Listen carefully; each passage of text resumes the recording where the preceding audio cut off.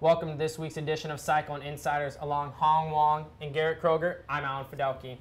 So last week, guys, we touched on Baylor a little bit. This week, it's game week. Iowa State will host Baylor, 7:20 primetime at Jack Trice Stadium. Last week, we did touch a little bit on the Baylor offense.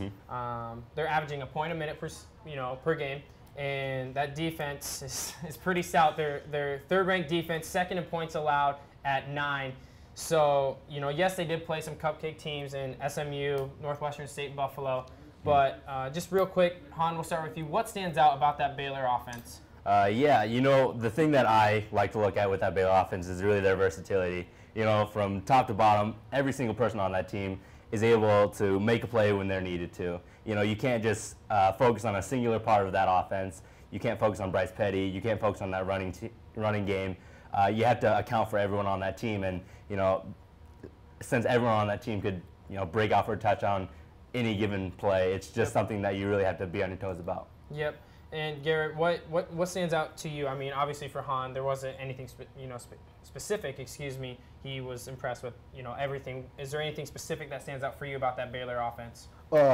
Just like Hawn said, their depth was pretty good also. But the thing that stands out to me is that Baylor's offense, passing-wise, is averaging more yards than we are averaging total. Yeah. They are averaging 416 yards per game for passing-wise, but Iowa State's only producing 303 yards per game for just total offense. So, yeah, that's why they're ranked as high as they are. That's why they're putting up the numbers. You can argue that they're playing some cupcake teams, but what really stands out for me is two things. Bryce Petty, he fractured 2 small bones in his back against SMU. That's why he sat out against Northwestern State. But really at the press conference on Monday, Rhodes credited Bryce Petty on his accuracy when he was asked, what stands out for him the most was accuracy. And then he also went on to say that he probably has one of the quickest releases he's seen in college football this year, and he gets it from point A to point B pretty quick. So he's got some zip on the ball. And then probably his best counterpart is at wide receiver, KD Cannon, who's a true freshman at 6 foot, 170 pounds.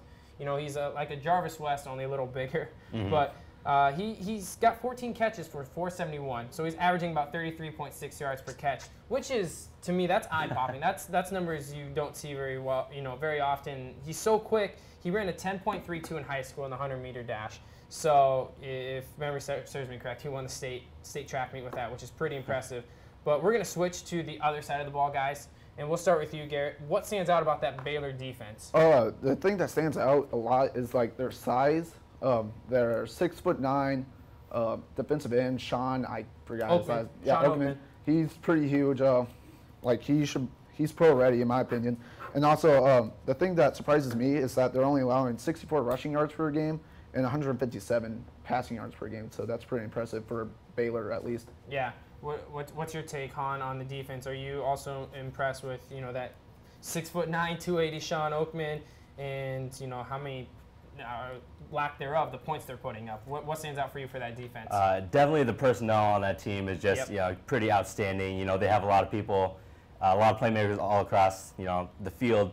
But what Phil Bennett was able to do with this defense, Phil Bennett being the defense coordinator, what he was able to do, if you look back maybe 2-3 years ago, this Baylor defense wasn't something to game plan for. No. They were in the bottom half of the Big 12 in most of the stats defensively, but Phil Bennett, they're bringing back experience, they're bringing back toughness, both physically and mentally, and it's just now we have to game plan for this high tempo offense and definitely this tough physical defense, yeah, and you touched on 2 years ago, you didn't have to game plan about that defense. In Iowa State, who's not known for putting up a lot of yards per game, they put on 500+ against them 2 years ago when Iowa State won at Jack Trice. But I agree with you, Garrett. What stands out to me is that defensive line, it starts with Sean Oakman at 6'9", 280.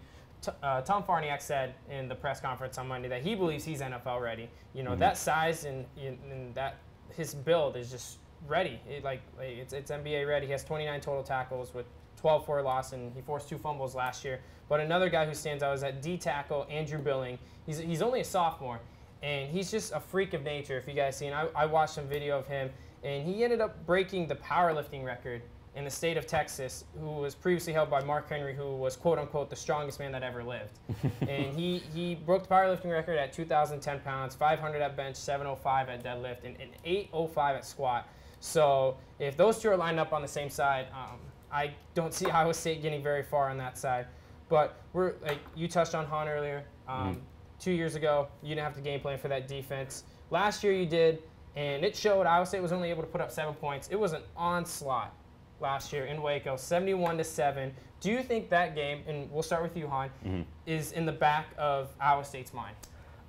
You know, Iowa State definitely has to look at that game last year and, you know, just take what they can from it. You know, Iowa State only putting up 7 points, Baylor putting up 70+ points. It's something, you know, you have to look at. But Rhodes loves to take, you know, games, game to game, and, you know, being forgetful in football is sometimes an advantage. So hopefully, if that team's able to, you know, take what they can from that game while, you know, being a little bit spiteful and, you know, wanting revenge, if they can do that, you know, we have somewhat of a chance. Yeah. Do you think it's in the back of their minds right now as they are set in a couple days from taking on the sixth ranked team in the nation? Do you think that game is still in the back of their mind right now? A little bit, but not a lot though, because this is a new team this year, because we have a brand new offensive coordinator in Mark Mangino. So our offense isn't like the same from last year, and also we have a healthy Sam Richardson, because he wasn't like totally healthy at all last year, so that might be a difference maker. Do you guys, I mean, we were all athletes before. If you got spanked by a team in high school, how long did that game stick in your mind, Hawn? Because, I mean, we, at my high school, we had we got shellacked, I guess, for a lack of a better term, in a couple games. And for me, that would stick in my mind for a little bit, just for a little bit, and then you gotta move on. I mean, was that the same for you as well in high school, that you just kind of had to forget and move on? You know, it's kind of hard to forget, but how long did it take for you to get over it? You know, definitely as athletes across, you know, every sport, you know, being beat and, you know, punished by that much, it's going to stick in the back of your head, and, you know, it's going to hurt your pride a little bit. And, you know, as an athlete, you know, in any sport, you want to come back with the mindset that you're able to stick up for yourself this time. You want to actually make a difference, you know, reverse that score if you can. And, you know, you want to do like so much better than you did last year. Yeah, see, obviously. I believe that. I mean, all the players that interviewed on Monday at the press conference, Drake Furch, Luke Knott, Sam Richardson, Tom Farniak, they all said it's not in their back of their mind, which I can understand. It's been almost a year ago, but when you look at your next opponent and you think Baylor, the first thing that's got to come in your mind is the last game you played, the shellacking that they got put on when they got 71 hung on them. But what they should think about is when the last time Baylor came to Ames, which, as you guys remember, is a 35-21 victory. So we're going to take a quick break, and when we come back, we're going to talk about the Iowa State side mainly to see if Iowa State can actually pull off the upset at prime time on Saturday. So stay tuned. You're watching InCYders. ISU TV is a student-run television station that provides student-generated content for Mediacom Channel 18. Production and filming of shows takes place at Studio B in the Communications Building. Shows range from news, sports, comedy, weather, to talk show formats. There's so many different things outside of just journalism and broadcasting that you can do it at ISU TV. If you want to be a writer, you can write. If you want to be on TV, you can do that. We work with equipment. If you want to do, you know, anything as far as multimedia is related, you have so many different options. Anytime during the semester, they're welcome to get involved with any of the shows that ISU TV puts on air, and they're going to get trained by their peers. If they don't feel comfortable doing that, they can take any of our classes, writing classes, production classes. They can do packages and do the entire thing from A to Z. To find out how you can get involved with ISU TV, visit our website at isutv.stuorg.iastate.edu. The magical thing about using energy wisely is that anyone can do it. Turn off lights. Use energy-saving light bulbs. And turn off computers and game systems when not in use. Make a change and we can really fly. Grab a grown-up and go online to energy.gov/kids. You realize that 49 million Americans struggle with hunger? That's 1 out of every 6 Americans. These people are around us every day. They're our friends, they're our coworkers, their kids go to school with our kids. Sometimes we're not even aware that they're struggling. This problem is closer than you think. So is the solution. Play a role in ending hunger. Visit feedingamerica.org/hunger and find your local food bank. Welcome back to InCYders. I'm still on Fiddelke, Hawn Wong, and Garrett Kroeger. So before the break, we had talked about the Baylor side of how high-powered their offense is and how stout their defense is. And let's flip-flop, guys. Let's go to the Iowa State side. Let's look at Iowa State's past 3 games. They've been battle-tested, if you think about it. They lost to a 3-time FCS champion in North Dakota State. They almost beat K-State. They were essentially 1 yard away from, if they picked up that 4th down, they would have sealed the victory. And K-State almost beat Auburn last week, a top 5 team. And then Iowa State picked up a road victory against rival Iowa. So does I guess, in the lack for a better term, this tough schedule for Iowa State, does it kind of tilt, Saturday's matchup kind of in their favor because they've been battle tested and, Baylor hasn't, Garrett? Yeah. Baylor hasn't been battle tested, as you said. They played cupcakes mostly. But in my opinion, it doesn't tilt it our way because even though we played a tougher schedule than Baylor has, nobody on our schedule so far has been as good as Baylor. Like, nobody has like the offense or defense as Baylor, so it doesn't really no one in the nation does, but it's, there's nothing you can prepare for Baylor. But do you think that just the fact that they've played really good teams kind of gives them just not necessarily like more of an edge because they're a 3-touchdown underdog, but do you think it kind of gives them a little extra edge to know that they've faced really good opponents so far, at least 2 solid opponents their first 2 games, that they're kind of maybe physically ready for this Baylor offense and they had a week off? Yeah, like that would help. Like it helps them a lot and like mental wise. Yep. But like with ISU though, and Baylor, let me think. ISU is more prepared wise because they played like K-State and North Dakota State. Yep. But as you look though, we played like power running teams compared to Baylor's like spread offense. Yep. Which the week helps, but I'm not sure does that help us a lot. I mean, I think it helps a little. I mean, Hawn, do you agree with Garrett that it doesn't really help that we've played some solid teams? He makes a good argument that we played power teams in Iowa and North Dakota. So you kind of saw a little spread with K-State, but not much. What's your take? Do you think this kind of tilts towards Iowa State's way a little bit? Yeah, I'm gonna have to agree with you there, Garrett. In terms of our preparation throughout these first 3 games of the season and our toughness, we're gonna have a leg ahead of them here. If you look at Baylor, their first team offense, obviously with Bryce Petty, their monster running back groups, KD Cannon, they play the first half with such such spark. They come out during the second half. They put in their backup quarterback, Seth Russell, who's also very good. But that first team offense have only played the first half of most games. Yep. And if you look at Iowa State, we have played hard in all 3 of our games. You look at K-State, we're playing four quarters of tough football. Versus Iowa, we're playing 4 quarters of tough football. And I think that just gives us a leg up on game speed. Obviously, we're gonna go out there knowing Baylor's gonna be fast, Baylor's gonna be high tempo. Baylor, if they come out here thinking it might be Iowa State, let's just do what we do. They might not be as ready as we are in terms of how they've played their first 3 games because, obviously there have been blowouts. Yeah. I think it helps just a little.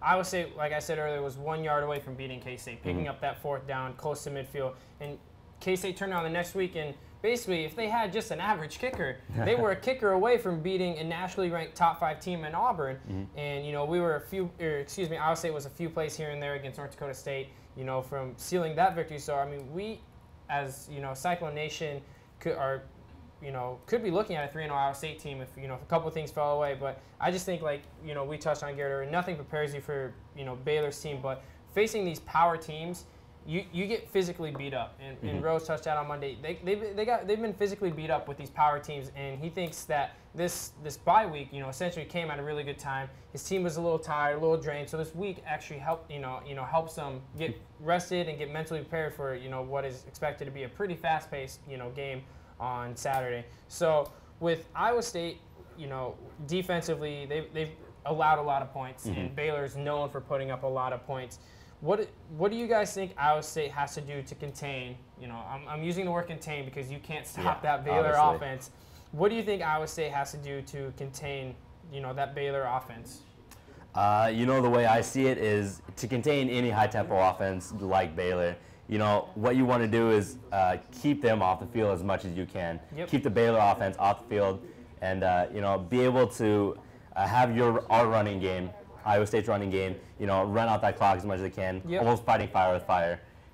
You know, keeping our offense on the field, keep Baylor's offense off the scoreboard just by limiting their time on the field. Yep, Garrett, I mean, he's talked about limiting Baylor's time on the field. Are you kind of the same boat, or what's your take on how to limit that Baylor offense? I totally agree with Hawn. Like, give them like less time of possession is definitely gonna help out Iowa State. If we contain the ball more or like control it more than Baylor does, that's obviously gonna help us.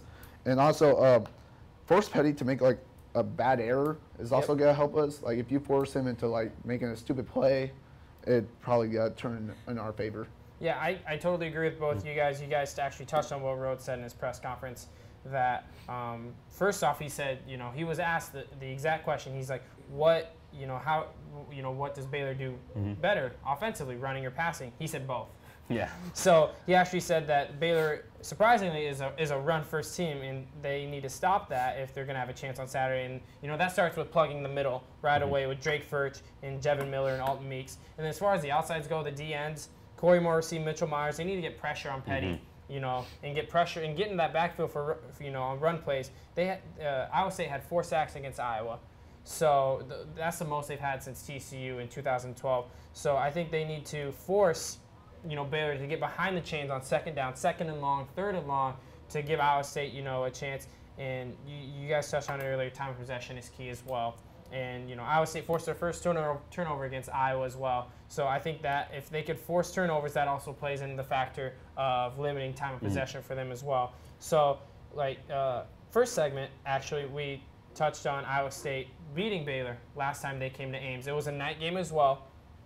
So what do you guys think, if anything, Iowa State can take away from the Baylor game 2 years ago?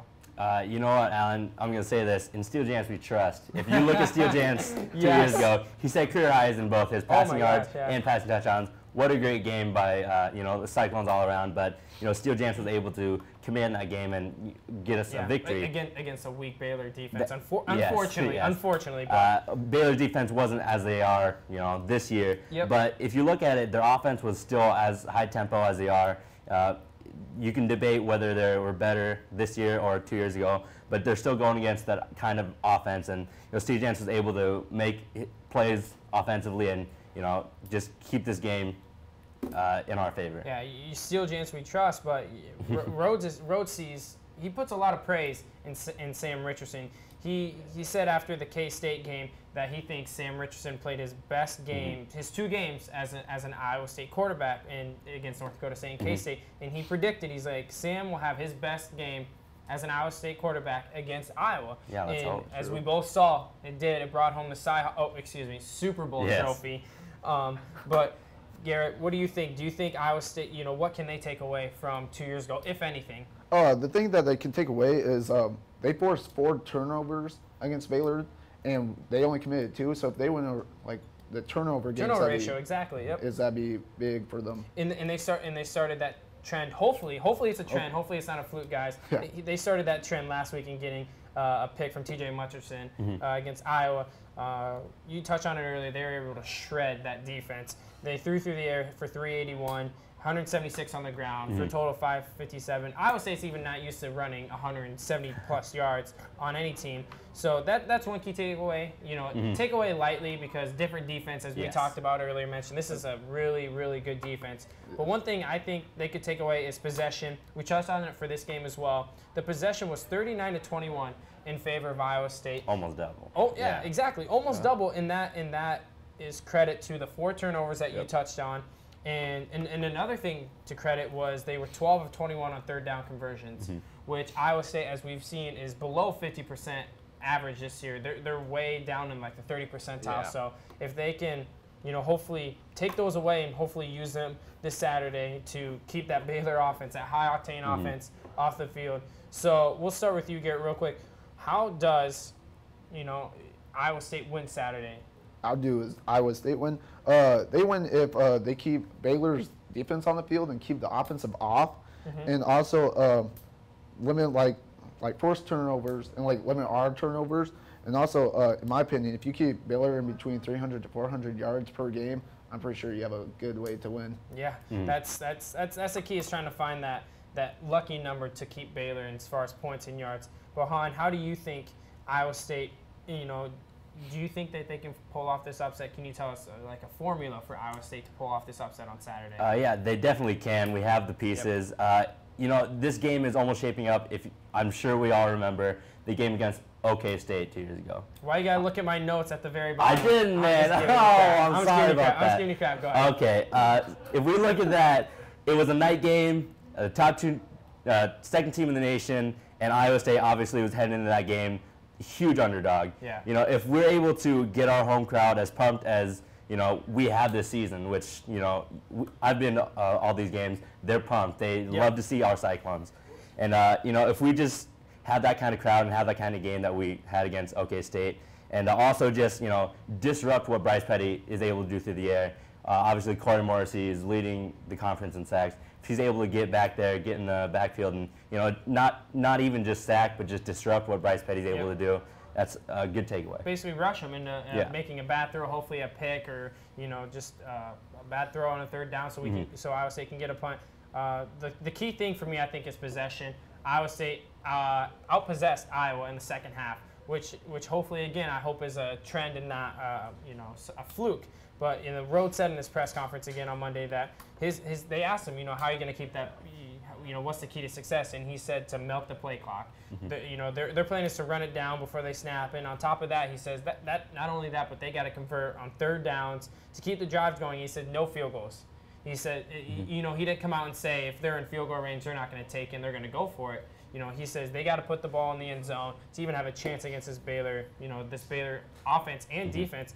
And he also said creating turnovers is another key for not only to keep possession, but for also for not only for possession, but just to be able to create turnovers, limit their time, and give Iowa State more plays against that Baylor defense. But I think, like we touched on earlier, in Jantz we believe, I think it's going to be mainly on the arm of Richardson, just like it was on Steele Jantz 2 years ago. So what it's not a dumb question, but it's simple enough. What do you think Baylor needs to do to win Saturday?